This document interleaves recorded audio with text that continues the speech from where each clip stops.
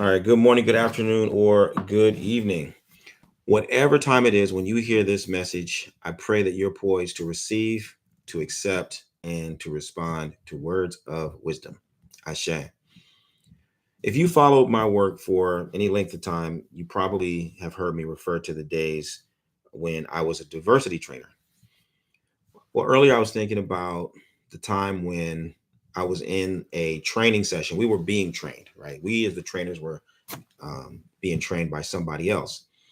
And um, she asked us a question. It's a really powerful question that always has stayed with me. And the question was, what do you like most about being white? Now, all of us were black. Okay, all the trainers were black. And it took me aback, obviously, right? And then, what do I like most about being white? What? And I had to think about it and think about it and think about it. And at the time, I had recently come back from traveling abroad. And um, that was the first thing that came to my mind. The thing that I love most about being white is my blue passport. If you don't know, the US passport is blue. And that blue passport always puts you into a different line. You go into a different category when you get to another country. And even more so when you come back into the United States. It's an entirely different experience when you have the blue passport. And as a black man, um, I experienced the privilege very obviously when I have my blue passport. It's like, oh, okay. So, in that regard, what I'm saying is that being white is synonymous with being privileged, right? Because when you're American, you got white status. Okay, you could be black as coal. Your name could be Obafemi Orugunwa, and they can't even pronounce it when they see it on the passport. But that blue passport gives you bling status, just like that. And I like it. I like it because I don't want to stand in that long line coming back into the States. I don't want them having going through my luggage and you know what I mean, and grilling me and interrogating me and all that kind of stuff, which is what happens, right? And so it's things like that that made me start to think about all the other aspects of privilege that I enjoy as a result of being exposed to or adept at, you know, white privilege or the privileges of being in the developed white world. Okay. And the reason why I'm saying this is because until I acknowledge, number one, the fact that I do like being white. I do like being associated with and taking advantage of the things that the white man and the white system, the European system, however you want to term it, I enjoy those privileges. I like those things. Okay. And I like being associated with those things. Until I can acknowledge that, until I can recognize that, until I can own that, then I'm not really clear about how I'm making my decisions. I'm not really clear about the ways in which that preference is influencing everything I think, say, and do. It's in the background. Okay. And on a certain level, that's just practical. It's just what you got to do to optimize your life and take advantage of all the opportunities. I get it. But on the other end of the equation, when you understand the extent to which the white man's system is infused with white supremacism, in the sense that this is a system that is predicated upon and built upon a slave economy. It's built on a colonial economy. And the only way it works is that a certain group of people are exploiting another group of people. It is white people who are exploiting black people. It is the Europe and the European empire exploits Africa for all of its natural resources, all of its human resources. And as long as the West can get raw material and resources from Africa for free or almost free, then they can continue to, exercise the privilege that they do. If you don't understand that, then you need to go back and look at global economy again. You need to be real studious and thorough about how things are actually working and how they have been working and how they have, how it was set up, how we came to this point. Okay.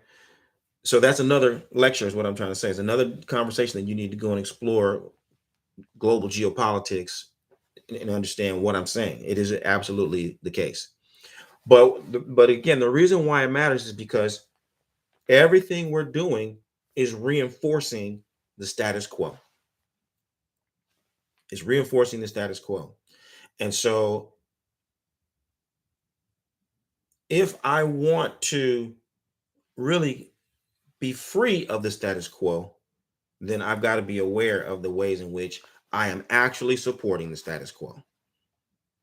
If I want to be free of the status quo, if I want the status quo to change, if I want things to truly be better for my people, I have to acknowledge the ways in which I am invested into the systems that disadvantage my people. Okay. And this is what I mean by our addiction to white supremacism. It's like any other kind of an addiction to alcohol, drugs, gambling. You got to acknowledge first that you have an addiction.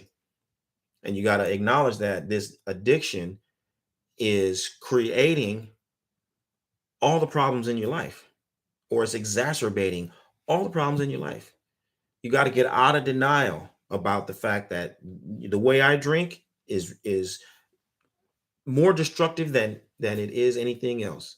Or you have to acknowledge the way I gamble, the way I spend money, it's more destructive than anything else. It's creating more problems than it is doing anything else. That's the very first thing.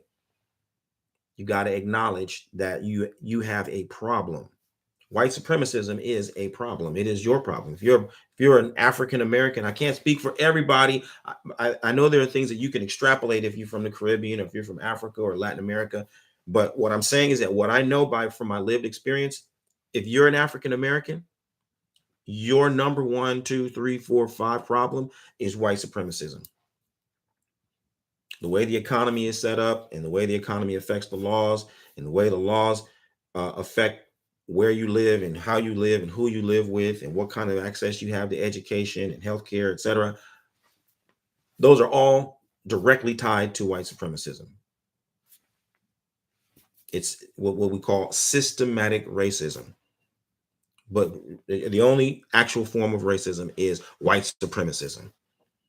So systemized white supremacism is your problem. That's your number one problem. That is the source of the overwhelming majority of your angst and discomfort. Okay. That is the very first phase, recognizing this is my problem. Okay. Once you recognize that, then you need to get clear about why you like it, how it benefits you, how it's working for you, what you get out of it, because you're getting something out of it. The way the system is set up, you're getting something out of the arrangement, and that's why you participate in it. Now, what you're getting out of it, you know, is going to be different for every person. Okay, and so you may be disinclined to accept that you're getting something out of it, but if you go into a quiet space on your own and where you're not judging yourself, you will acknowledge that, hey, you're getting something out of it. And you need to assess whether or not what you're getting out of it is healthy. That's another part of the process. But the very next phase, once you acknowledge that there's a problem and the problem is can't go on, then you got to acknowledge that you're part of the problem though. You're getting something out of this arrangement and this way of acting. And that's why you keep doing it. Once you acknowledge that you're getting something out of it and you know what you're getting out of it, then you need to identify what you want more than what you're getting out of it. You need to identify for yourself, there is something that you love more than the convenience. There's something that you love more than the popularity. There's something more than that you love more than the money. Whatever it is that you're getting out of participating in the white supremacist system, there is something that you want more than that. There's something that you want. There's something that's more important to you than that. You need to identify what that is. What do I love more than I love the benefits I get from white supremacism, being white, participating in supporting or enabling white supremacism? Once you know what you want more, then you need an escape plan. And when I say you need an escape plan, the escape plan is basically you're looking at in your mind the alternative. Instead of supporting white supremacism by spending my money this way, or uh, consuming alcohol this way, or entertaining myself this way, or you know, practicing this, religion this way, reading this Bible or this Quran or whatever. Instead of doing that, I'm going to do this. And this is the thing that points directly to the thing that you love more than white supremacism. Okay. So instead of reading this Bible, I'm going to read this history book. Or instead of working at this firm in this capacity, I am going to start my own business that focuses on this, this, and this, for example. That's your escape plan. You got to have a very clearly delineated alternative. Okay. And that alternative has got to be accessible to you. You got to be able to do it and see yourself doing it and not the thing that you know is bad for you. Okay. And then the last thing that you need is you need an accountability system, which is synonymous with a support system. You need to, as much as humanly possible, associate only with people who are going to help you stick to your vision. Okay. You need to, and that may mean that you're spending less time with everybody who you have known. You may be spending less time with your family. It may be that you're spending less time with your friends. Okay. You need to focus on being exclusively with people who are going to help you kick the habit. People who are, they're not going to judge you. They're not going to browbeat you. They're not going to shame you. They're not going to harass you, but they're going to continuously remind you of what you really want. And they're going to help you in your time of need when you're feeling weak. It's just like any other addiction. White supremacism is just like any other addiction, but it's the only way you're going to get free. Okay, it's the only way you're going to get free. You got to be ready, willing, and able to betray everything that you've been conditioned to think, feel, and do. Right? Because everything in your educational system, everything in the entertainment system, everything in the legal system reinforces the idea that you should support white supremacism. They don't call it white supremacism, but that's what it is. Okay? That's what it is. And so I'm certain, because I have worked with people for so many years and I've seen people kick every kind of addiction. I've seen people kick every kind. I've helped people kick a range of different kinds of addiction, from alcohol to drugs to cigarettes. I've helped people change behavior, eating, exercise, all kinds of behavior modification I have facilitated for people, including kicking the habit of white supremacism. Okay, it can be done. It can be done. And more importantly, when it's done, you get your identity back, right? You become truly free. And freedom is essential. And having your identity is the only way that you can fulfill your destiny. Destiny is identity. Identity is destiny, right? And you are destined to be free. You weren't born to be in bondage. You weren't born to be subject to a self-inflicted volunteer slavery. That's not why you came here. Okay.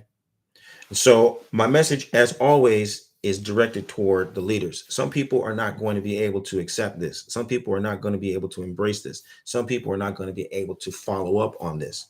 But the leaders are.